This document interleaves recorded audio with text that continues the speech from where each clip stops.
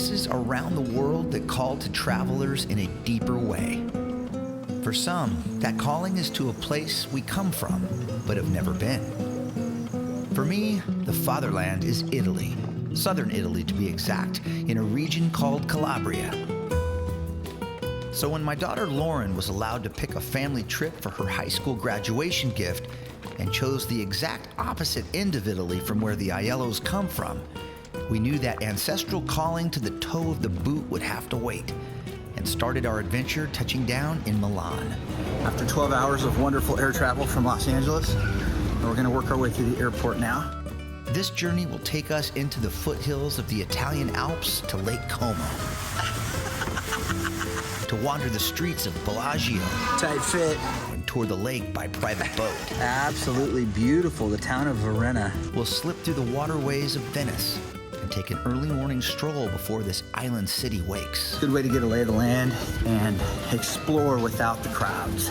We'll spend a lot of time in a rental car, watching unfamiliar landscapes pass by, eager to get to the next destination in a power-packed week of exploring that will take us to the suburbs of Genoa, where the blue waters of the Mediterranean provide relief from the sounds of cicadas and a brutal August heat wave.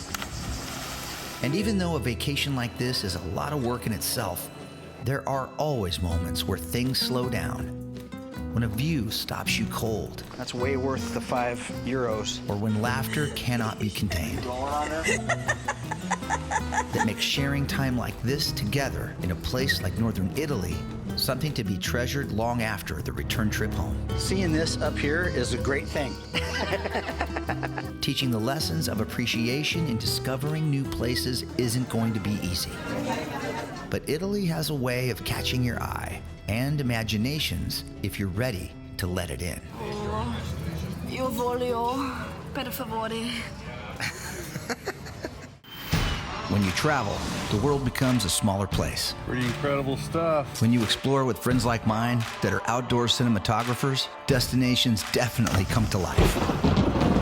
Okay, that was loud. We share our love of travel with our cameras, telling the stories of Earth's most amazing places in every frame. But on every adventure, Dave. the unplanned moments are the ones we remember the most. I did bring a bag of raw chicken. Hang on, I'll be right back. Here we go, Lake Como. I'm Jeff Aiello, Go Bridge. and this is Outside Beyond the Lens. It's not always about the obvious big view behind you. Sometimes the prettiest things are right below your feet.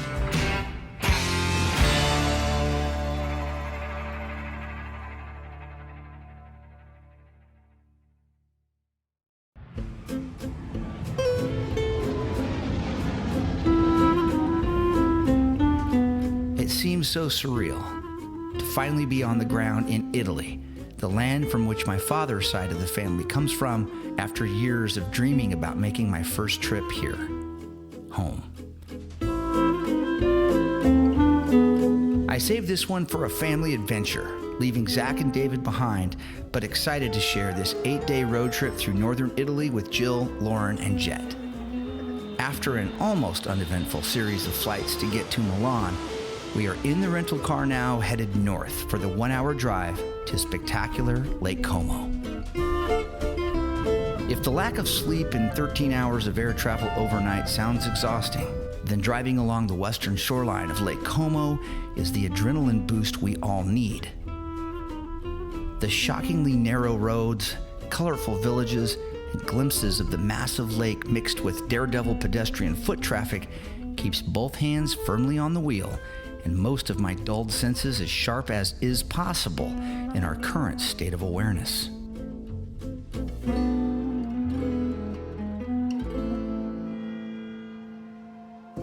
Lake Como is one of Italy's top tourism destinations, nestled in the foothills of the Italian Alps. At 56 square miles in size, it is Italy's third largest lake, with a meandering shoreline dotted with small towns and stunning villas. We've decided to stay in vacation rental homes for this trip instead of hotels, and finally arrive in Tremezzo at day's end. With bags dropped in our lakeside apartment, we waste no time in getting a table at a restaurant downstairs. All right, everybody's smoke tired. We're all jet lagged. We're sitting here on the shores of Lake Como. There it is out there, pretty. It's a little hot, isn't it? And we are waiting for the delicious pizza to cool. It just came out. This is our second one. This is our second margarita pizza. Kids, you can tell, have been on the plane a long time. 13 hours, huh? Lauren, did you order an Aperol Spritz? No, I did. Oh, okay. Sorry.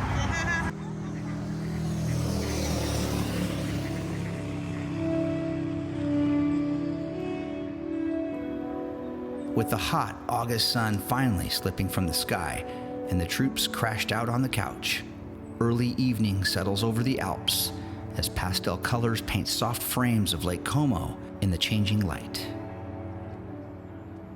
The big lift of getting here safe is over. Tomorrow we explore.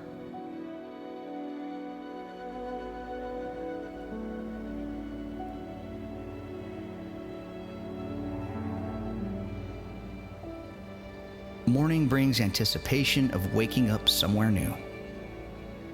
Air conditioning isn't something typically found in the homes along Lake Como, so when historically hot temperatures bake the usually mild climate here overnight, sleep is tough to get. Since it's actually cooler outside at sunrise, Lauren and I take a lakeside stroll to get better acquainted with this part of heaven.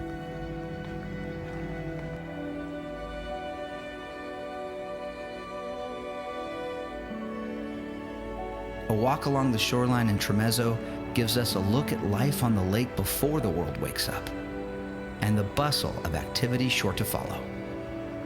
With everyone up and at 'em now, and the forecasted 100-degree heat approaching, we head out for our first big excursion across the lake to the most famous of towns on Lake Como, Bellagio.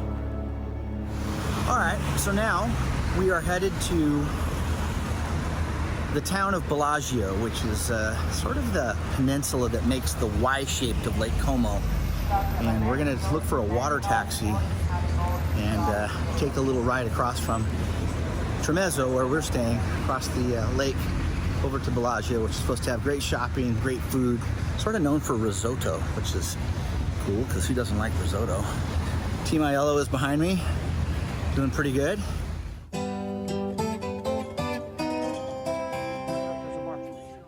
August is a busy month to come to Italy, popular with tourists from around the world, and the month most Italians take their holiday too, so a place like Lake Como can be double whammied with vacationers. The upper part of Bellagio is lined with narrow streets where people and cars coexist in a kind of controlled chaos that you see throughout Europe. Tight fit. We quickly find a side alleyway back down the hill where we can downshift the gears a bit and try to take in the charm, history, and beauty found here away from the crowds. My son Jet and I feel like we're good with the whole Bellagio thing after about an hour, but one last shop pulls Jill and Lauren in with its tractor beam of glass figurines and purses, so I know we're not making that 220 boat back to Tremezzo. Lauren, what do you see that you really like? What do you got to have? The cat earrings. Cat I earrings? have to get the black cat to match my purse. I have a Show me. kitty purse right there. Oh. Io voglio, per favore.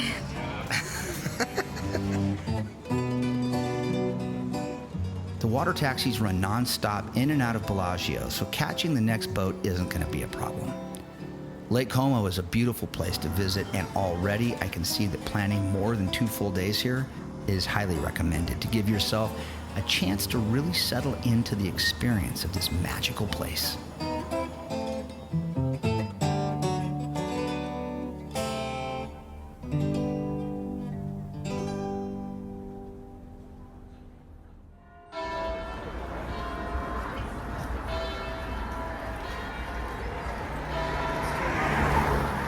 For our last day in Lake Como, we decided to change things up and do something I read about last night online.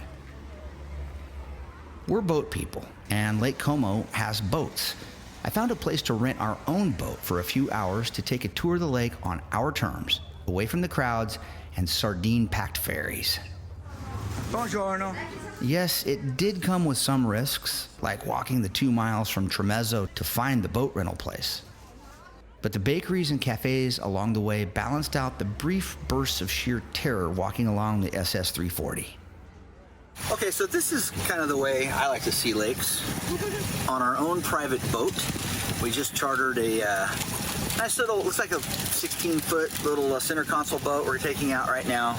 And super easy. It was about 250 euros with insurance for 3 hours. And the boat has GPS on it. It's got a bimini top on it to keep the sun off of us. And we've got food on board, a fresh croissant. And the kids, Lauren is getting excited because we are getting close to what? The Star Wars, we call it the Star Wars Villa, but it is Villa Balbianello. I say it with a little Italian flair like that because that's just kind of natural. I'm just now seeing the edges of it start to pop up here. So this is where they filmed Attack of the Clones. If you're a Star Wars nerd, like regular viewers of this show know that I am, and my daughter Lauren is, so this is really exciting.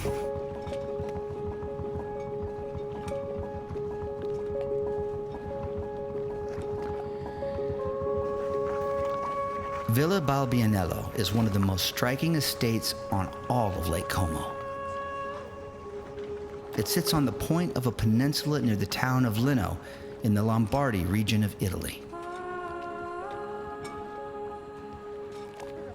Once a monastery in the 1700s, the villa is now owned by the National Trust of Italy and is one of the most visited sites in that system.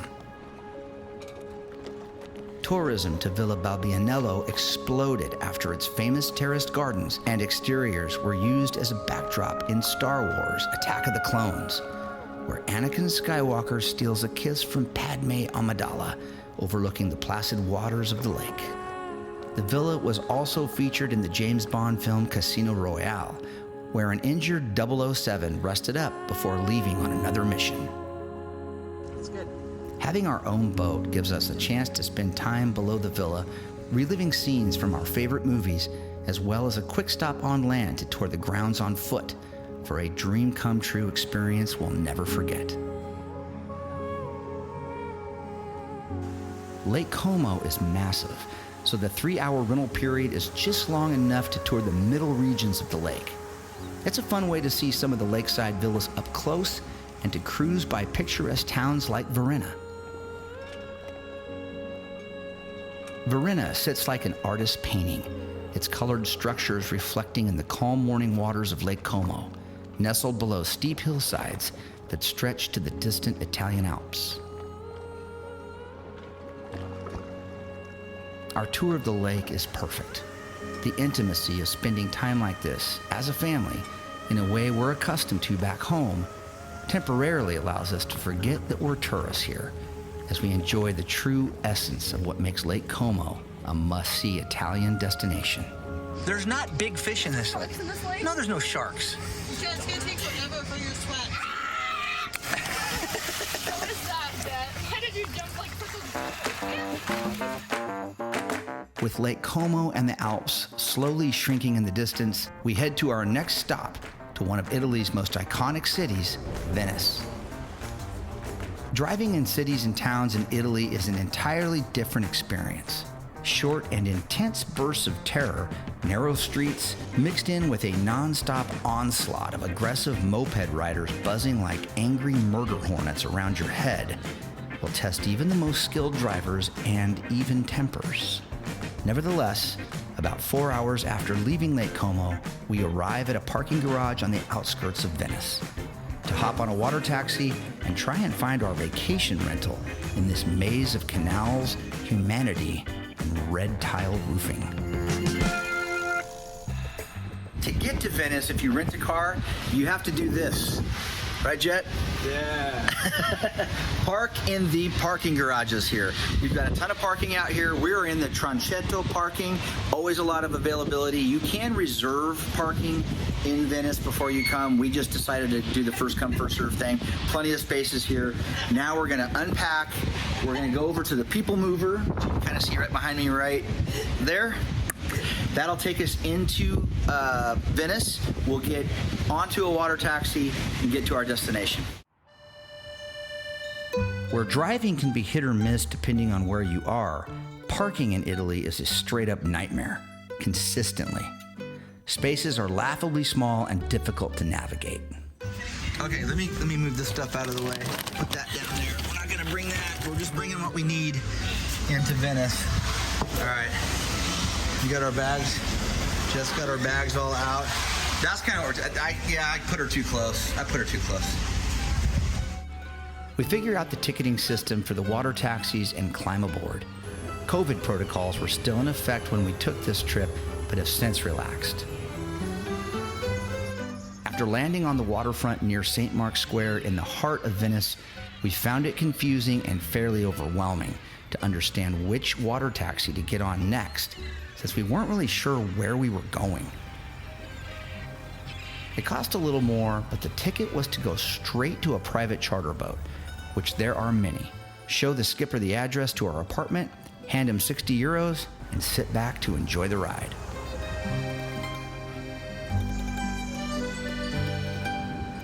These luxury boats are beautifully maintained, and skimming under the bridges of Venice like this was totally worth the extra money. Venice is a city built on a group of 126 small islands in a lagoon of the Adriatic Sea. Over 260,000 people live here, but an almost constant stream of tourism makes it feel bigger than that. Known for its intricate canal system connected by 472 bridges, Venice is a wonderful labyrinth of paths, alleys, and squares. We stick close to our apartment the first night to get a feel for the neighborhood we'll be in for 2 days, and are instantly absorbed into the fabric of this historic place and its charm that glows from within.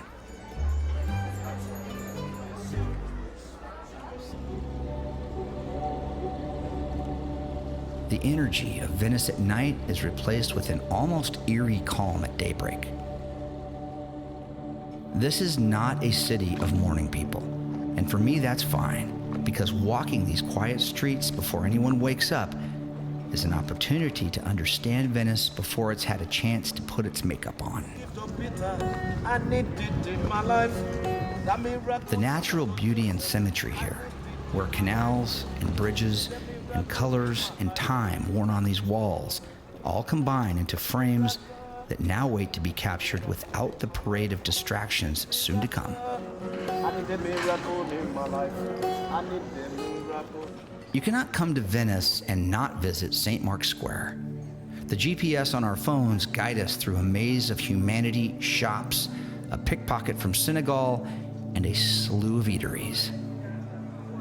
Emerging into the square for the first time brings the struggle of reconciling what you thought this place would be against what it actually is.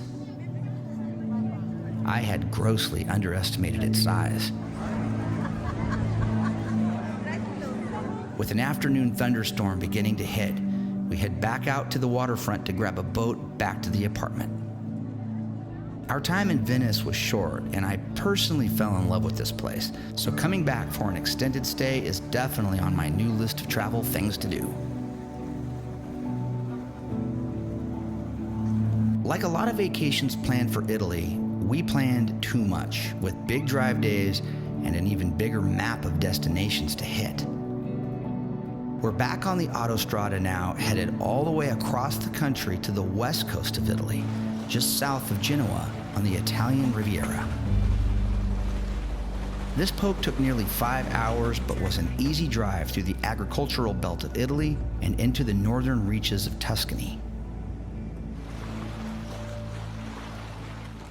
For this part of the trip, I've picked out our own villa in the town of Recco, a southern suburb of the port city of Genoa, right on the cliffs overlooking the Mediterranean Sea. Once we get settled into this beautiful seaside villa, the Riviera vibes begin to sink in. The sounds of cicadas, a large beetle-like insect known for making a racket when they are present, fills the hot summer air, driving the kids and I toward the sea.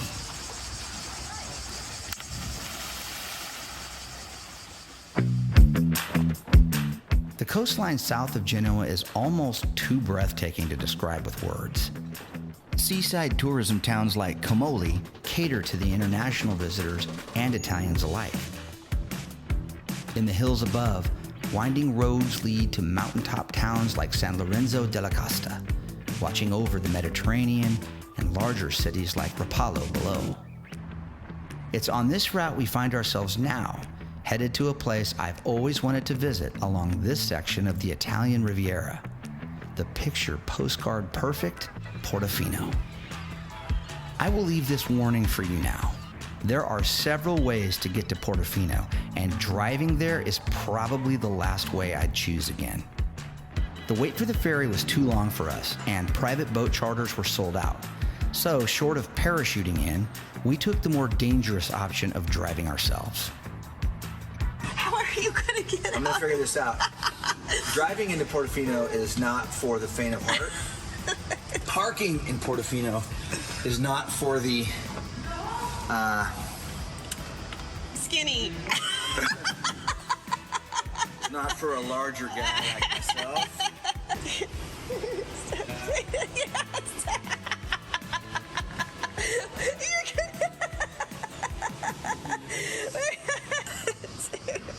How'd you get over there? Over the years, Portofino has become a resort destination for Europe's jet-set crowd. The PBS series Hotel Portofino is filmed on location here, bringing a new crop of tourists in to wander these quaint streets and shops. One of the must-see points of interest in Portofino is Castello Brown, a 16th century castle overlooking this paradise on the Riviera. This castle served as a defensive position, providing overwatch of Portofino for hundreds of years, and was later sold to the city of Portofino in 1969. Today, it is open to the public and is still furnished with historic art pieces and incredible views of Italy's northern coast below.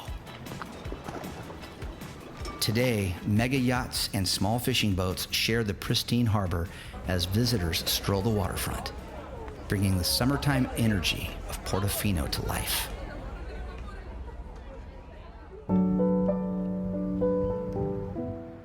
Back in the villa near Recco now, and thinking about the long trip home we will begin tomorrow.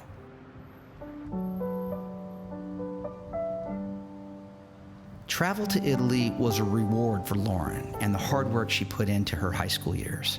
It's just beautiful. Come on, Jet, let's go. But the life lessons learned when you make travel like this a priority go well beyond anything that can be taught in a classroom.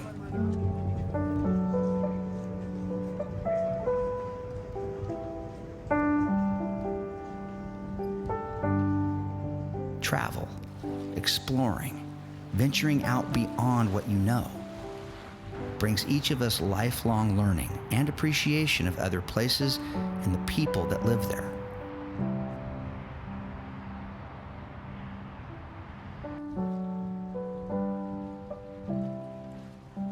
These experiences truly do make the world feel like a smaller place.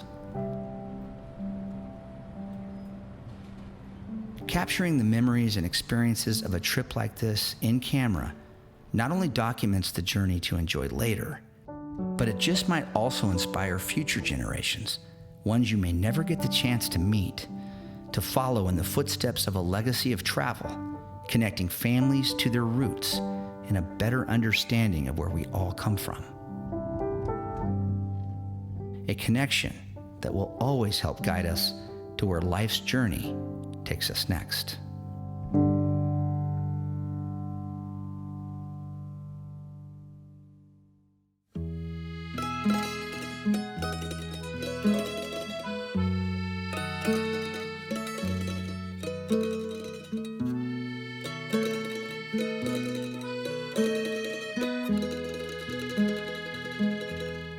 Ma che buio stasera.